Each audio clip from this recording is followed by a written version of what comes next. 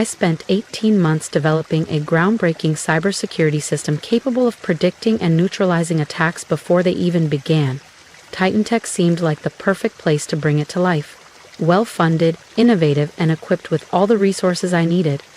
But what I didn't realize was that CEO Brandon Holt had a very different plan. Wait until my project was nearly complete, then steal it.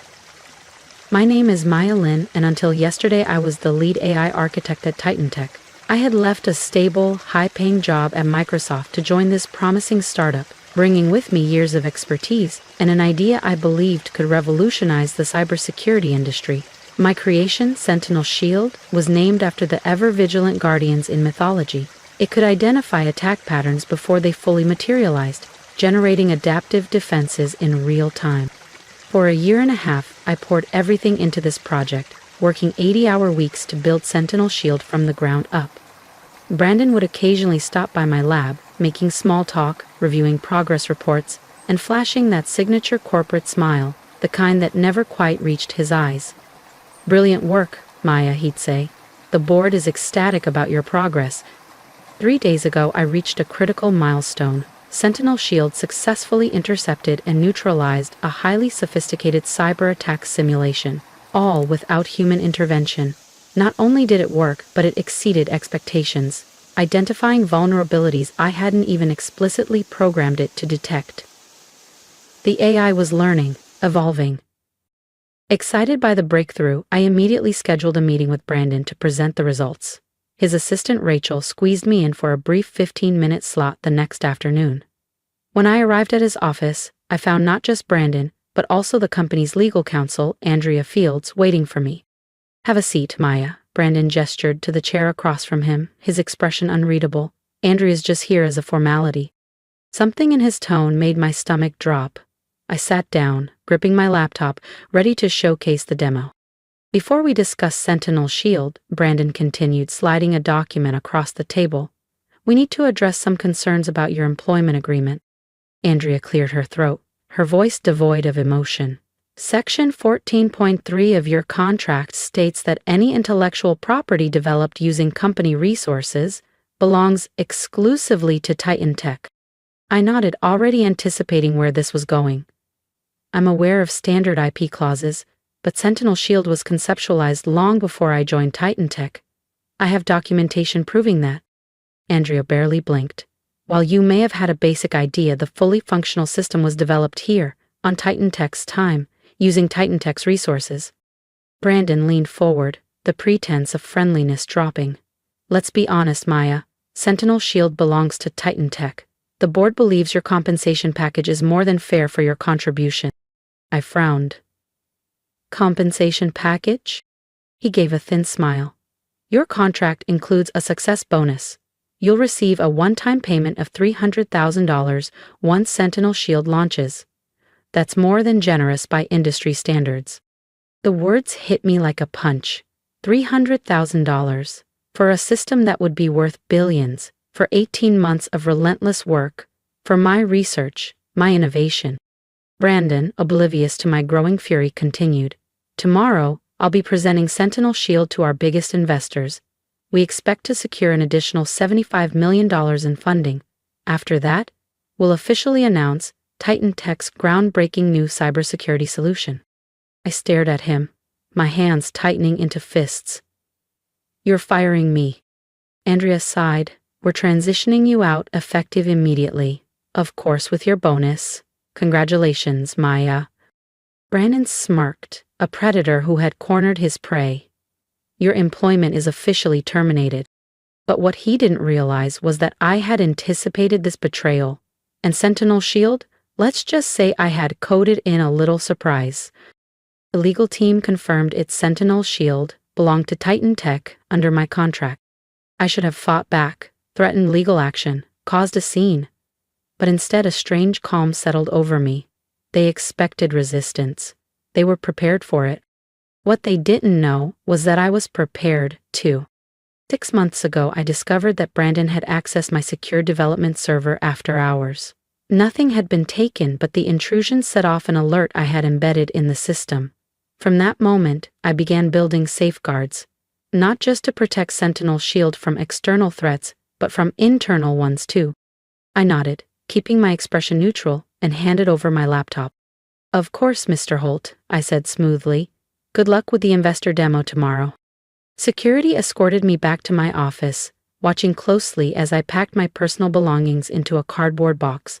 I left the building badgeless, carrying that box like every other corporate cast-off. But unlike most, I wasn't leaving empty-handed. I smiled to myself, thinking about the special piece of code I had embedded into the presentation, set to activate exactly 10 minutes into the demo. That night, I didn't panic. I didn't scramble for revenge. Instead, I ordered takeout, watched a few episodes of a mindless sitcom, and waited. At exactly 9:30 p.m., my phone rang. It was Rachel, Brandon's assistant. He wants to see you, she said without preamble. I glanced at the clock. It's almost 10 o'clock. He says it's urgent, she replied. A car is already on its way. 40 minutes later, I was back at Titan Tech, escorted into the sleek conference room. Brandon sat alone at the head of the table. His usual polished, confident demeanor was gone. His tie was loosened, his hair a mess, and the veins in his temple were visible from where he had run his hands through his hair repeatedly. Fix it, he snapped the moment the door closed behind me. I took my time settling into a chair, deliberately slow. Fix what exactly? Don't play games, Maya, he seethed. You sabotaged the demo. I arched an eyebrow. How could I? I've been gone for 24 hours. Security watched me clean out my desk. I didn't take any devices. I didn't access any systems. Brandon slammed his hand on the table. The test run crashed the entire system. It started flagging threats that don't exist, generating thousands of false positives. It's completely unusable. I tilted my head. Sounds like a technical issue, I said, feigning innocence. Have you tried turning it off and on again? His face flushed an angry red. This isn't funny. We have 12 major investors coming tomorrow. There's $75 million on the line. Your investors, I corrected. Your system now.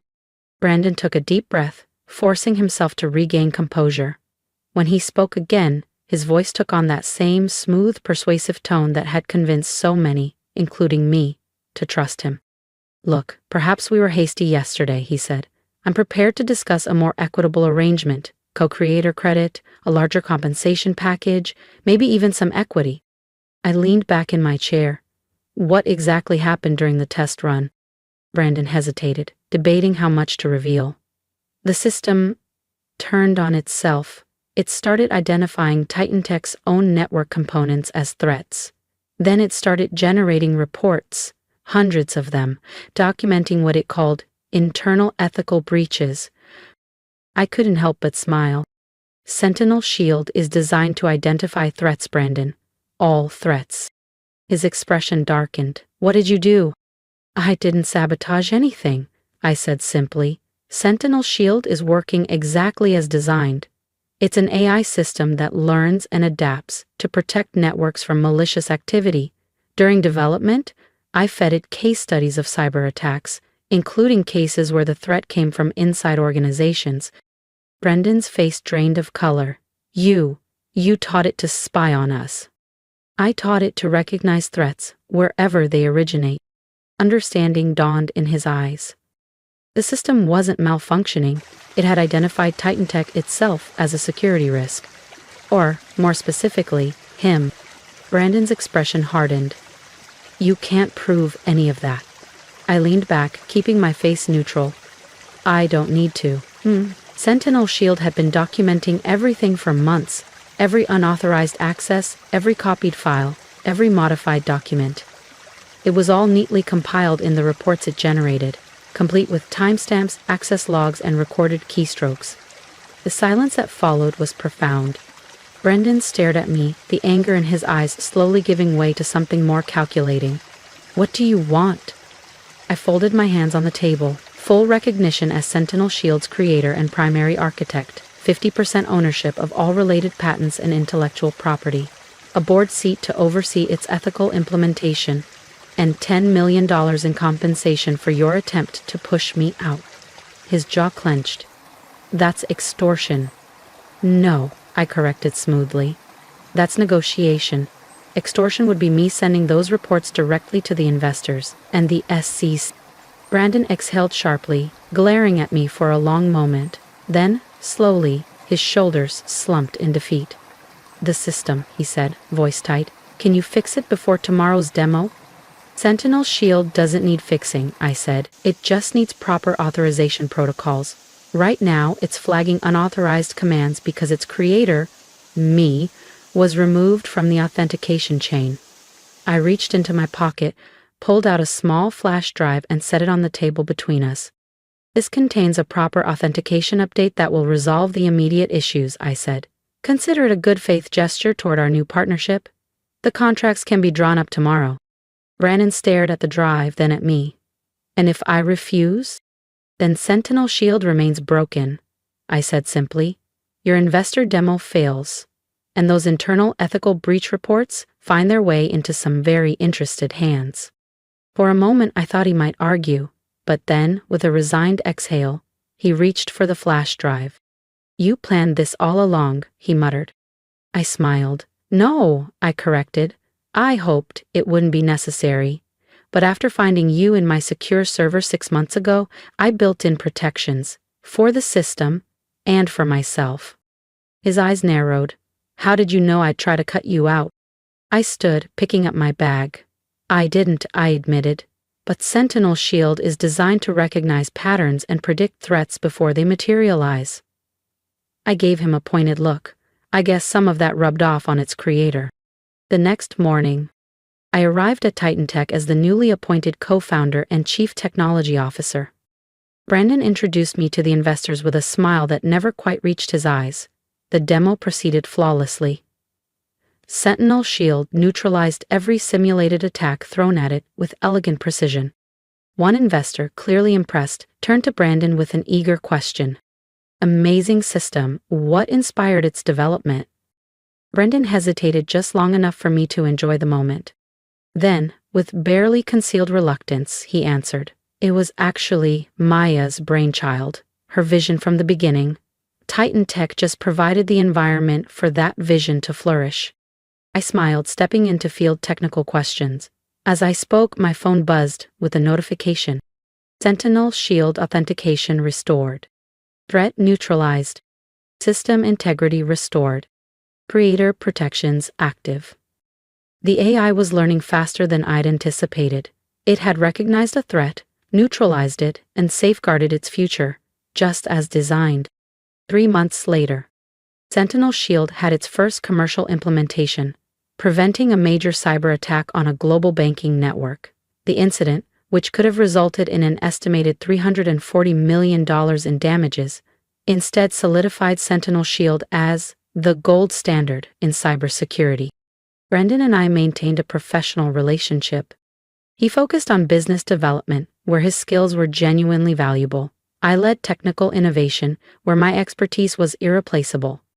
We were not friends, and we never would be. But we had reached an equilibrium that worked. Sometimes I wondered if I could have handled things differently, taken legal action, fought it out in court. But in the end, I had built something too powerful to be stolen. And I had ensured that no one, not even Brandon Holt, would ever control it without me. Brandon's attempted betrayal had revealed something far more important than just corporate greed. Technology is only as ethical as the people who control it. That realization became the foundation of how we now deploy Sentinel Shield. Every implementation includes robust ethical guardrails and transparency protocols to prevent misuse. The system doesn't just protect networks, it protects itself and its users from being exploited. Last week, as we celebrated Sentinel Shield's successful public offering, valuing the company at $4.2 billion, a young developer approached me at the event. What's the secret to building something so revolutionary, she asked, eyes filled with ambition. I smiled. It's not about the code, I told her.